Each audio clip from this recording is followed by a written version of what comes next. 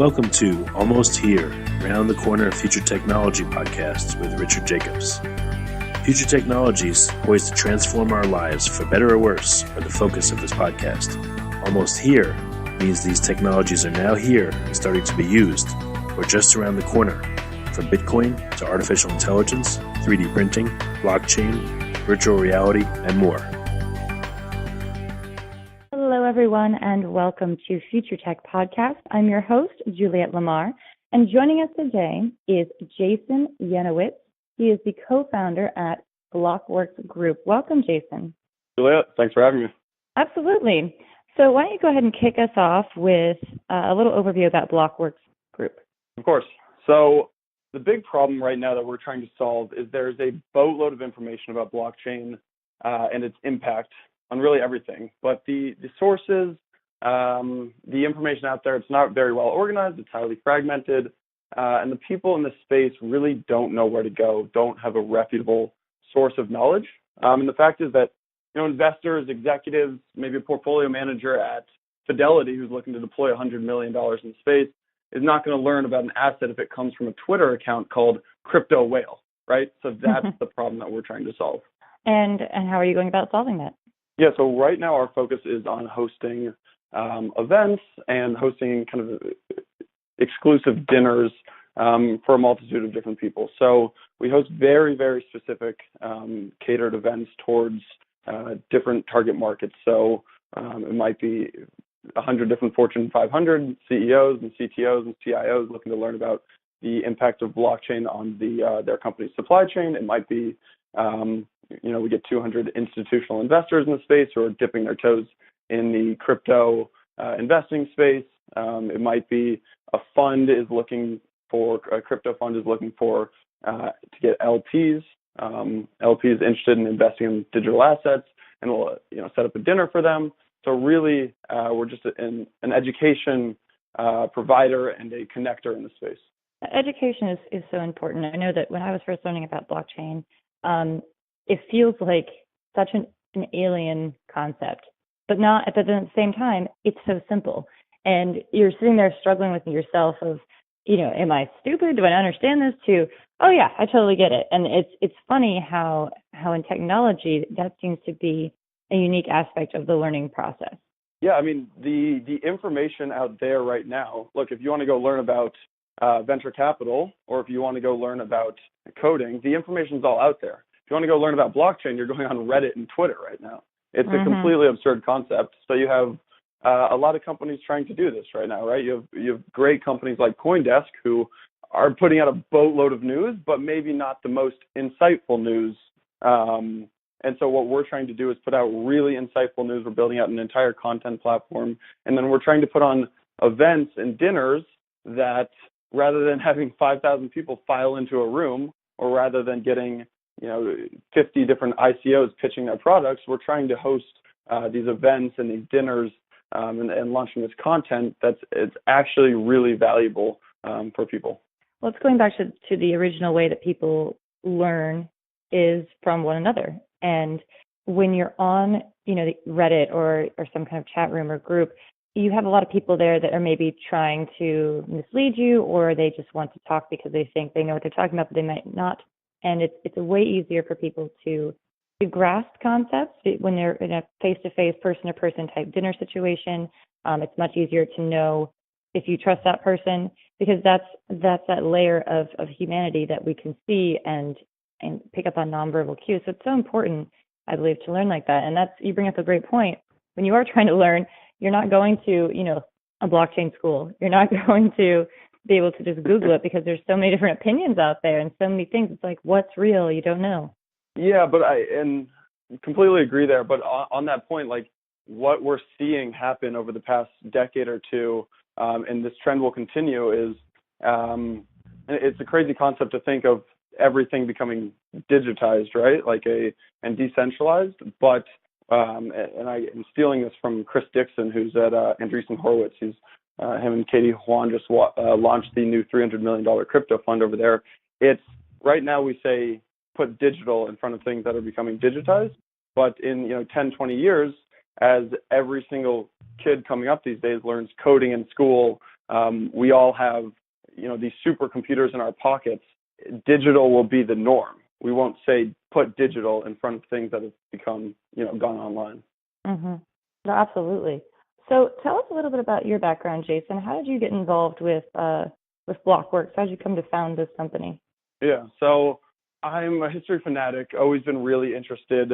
So I went to Emory University down in Atlanta, studied history, always really interested in technology and how technology impacts people and culture and society. But on the flip side, how people and culture and society pull technology, right? And so I worked in venture capital right after graduating from Emory, worked at a venture capital firm in New York, investing in late stage technology and biotech. After that, left to build out the business development team at an amazing data analytics company called SciSense that's working on enabling kind of the business users rather than just IT to use data and to be able to actually, drill down and analyze this data. And the whole time I'm thinking about how culture and people in society are pulling, kind of just requesting something else. Right, our financial services system, for example, the plumbing has been around since the 70s, right?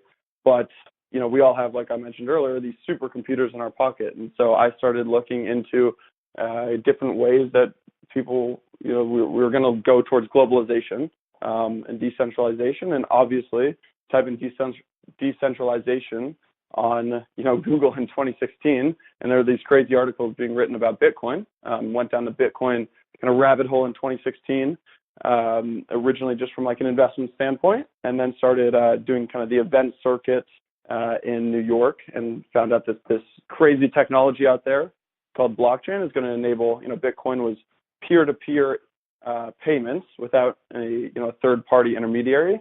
Realized that blockchain is going to enable peer-to-peer everything without intermediaries. So I really went down that rabbit hole and got so obsessed and enthralled with this decentralized topic, basically, and blockchain in general, that left SciSense to build Blockworks Group full time.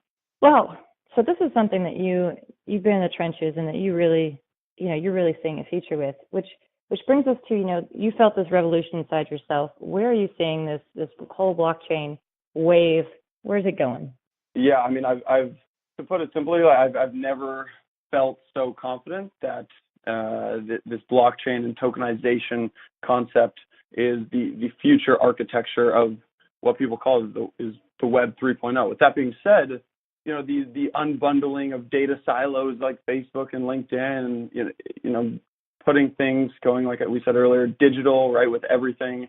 We've seen glimpses of this in games and collectibles. Like, I don't know if you were following the CryptoKitties trend, but we've seen glimpses of it. But we're really, really a long ways away from until we store all of our data and assets on decentralized LinkedIn, decentralized Instagram, decentralized Google Docs.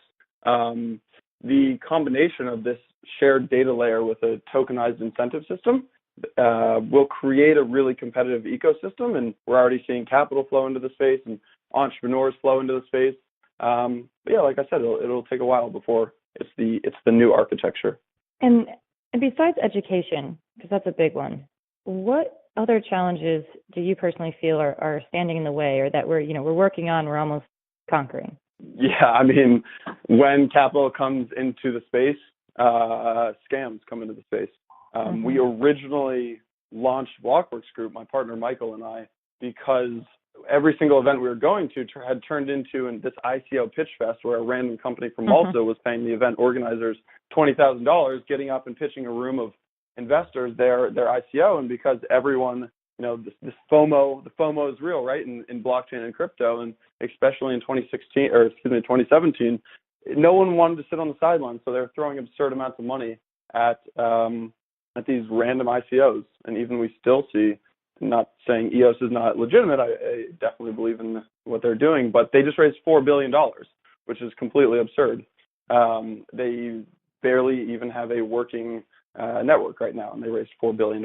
And so the biggest challenge is separating the fact from the fiction in the blockchain space, and that's what we're doing. Oh, it's true when you say it's, anytime there's a good thing, it's going to attract maybe some not so tasteful things, simply because people don't know what they're doing, and when that lack of education, that is an easy place for people to come in. And even if they're not trying necessarily to do something malicious, they're not going to think their ideas through as much because it's not being regulated or policed in such a way where they have to be responsible. So whether it's intentional or not, these things are popping up, unfortunately, everywhere.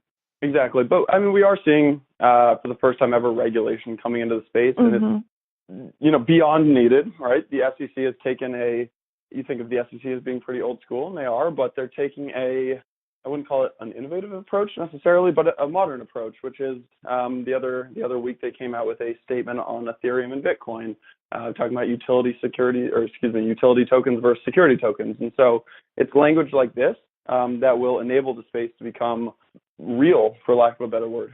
And that's what's missing is the reality portion. I think that's also why a lot of people are holding back, because they think, well, this isn't real. And it's because of these roadblocks. And I think a lot of people don't necessarily want it to be real because change is scary. What are you feeling about pushback in that regard? I think that people have trouble sometimes stepping back and seeing what's actually happening. So I'll kind of address two fronts here. One is that we're in the United States, which is the hardest country in the entire world to understand Bitcoin and blockchain. Why? Because things work here. The government works, money works, everything's free-flowing, and everything's easy. But you go somewhere where there's hyperinflation, you go somewhere where there's censorship, and blockchain makes a lot more sense. The other aspect is that we've been seeing these technology make everything, especially transactions, more efficient. Technology gives greater transparency of info and inclusion of a larger percentage of the global population involved in marketplaces. So, I mean, going back to 1602, the Dutch East India Company launched the first ever organized exchange. And since then, technology, like I said, has made things more efficient, greater transparency, larger inclusion of the entire world.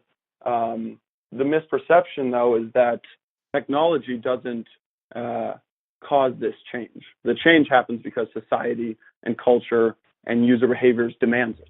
So the world has become globalized, but the financial system has plumbing in place from the 1970s. The stock market is closed more hours than it's open, and it's 2018. Yeah, that's a really good point. Yeah, it's kind of ludicrous that we have these supercomputers, these iPhones, and these in our pockets. But if I want to trade my shares of Apple on a Saturday, at 2 p.m., the market's closed, and I have to wait until Monday. So, this is not going to completely change the world, in my belief. It's just making things more efficient, more globalized, greater transparency. Absolutely. And this is bringing us to, we were talking before about the value chain. Yeah, of course. So, I mean, throughout this, there's this thesis that we at Blockworks Group really believe in, and it's first articulated by Joel Monegro, who used to be an analyst at Union Square Ventures. He now left Union Square Ventures to launch Placeholder VC with Chris Dixon, who wrote probably the best book on crypto investing so far. And it's basically just the idea that information technology, we've continuously seen a trend towards open platforms and open architecture, and that what is happening is, if we think about today's internet stack in terms of how value is distributed, it's composed of these thin protocols, so value doesn't really accrue in the protocol, and these fat applications. That's what kind of his terms there. So what's actually happening is, in the age of blockchain, that'll flip. Value will accrue at the protocol layer rather than the application layer. Now, what in the world does that mean, right, was my first thought when I read that. All it means is that if you go online right now and you go to Blockworks Group, our website, blockworksgroup.io, there's an HTTP in front of it. That's a HTTP is a protocol one of the protocols upon which the internet is built on. Whoever made HTTP doesn't make any money. No value accrues at the protocol layer. The value accrues on the applications that are built on top of this protocol, like the Googles and the Amazons and the Netflixes and the Facebooks of the world. But what's happened is data has become really, really centralized and really siloed, basically. Like, if you think about the winners of the internet, Facebook, Amazon, Netflix, Google, all of their businesses are based on leveraging these closed and proprietary data sets. These companies amass massive data sets and then monetize by charging us, the users, directly and placing targeted ads and skimming fees off the top of transactions. But these business models don't work if the company doesn't control the data, and that's what's happening. So by replicating and storing user data across an open and decentralized network, which is made possible by blockchain, rather than individual apps on top of the protocol, that will kind of flip where the value is stored. So long-winded answer to that value question, but that's where we see things going here at Blockworks Group. I mean, there's so many different directions it can go, and I love that you're really focusing down on the ones that are truly important to you. Being in this space and really creating something that is solving a lot of problems, what are some of the biggest lessons that you've learned throughout this process? I've learned a lot about how the current structure of the internet and the architecture is set up with SMTP and IP and HTTP. But no, beyond that, it's just that greed is really, really real, and that greed causes misinformation, and that it's our job to sift through this misinformation, because in order for this to actually take place and create a better world, which we believe that blockchain will make the world a better place, we need to help capital, because capital is needed to improve this technology. We need to help capital sift through the misinformation and basically give them access to people who are actually trying to change the world with this kind of decentralized blockchain concept that's going on right now. It's such a wonderful goal and betterment of the world, really. So with Blockworks, going back to Blockworks, what kind of events do you have coming up? How can people, stay in touch with you? And if they want to host an event, is that an option? So we don't white label our services. We've done it once before, but look, we throw events every 6 weeks in 2 different cities right now, New York and San Francisco. We're expanding to London soon. If you're in New York or San Francisco, we'd love to have you at an event. So our next New York event is on regulation and compliance in blockchain investing. We have some of the biggest names in the space. If anyone's familiar with, T0 or Medici, which is led by Patrick Burns, the CEO of Overstock, we've got the COO and General Counsel of Medici. We've got the Chief Innovation Officer of AIG, talking about what AIG is doing with blockchain. We've got Josh Clayman, anyone who's been in the blockchain space knows a lot about her. She's one of the best lawyers in the space. Got a couple of venture capital firms talking about tokenizing VCs, what in the world that actually means. In San Francisco, we've got an event on September 13th, focused on venture capital and kind of building decentralized applications. But rather than droning on, because I could for a while about these events, check us out at blockworksgroup.io. It's just Blockworks with a WORKS group.io. Get in touch with us. We'd love to have you at an event, or if you're in the blockchain space or building something, we would love to have you speak or sponsor or your partner or get involved in some way.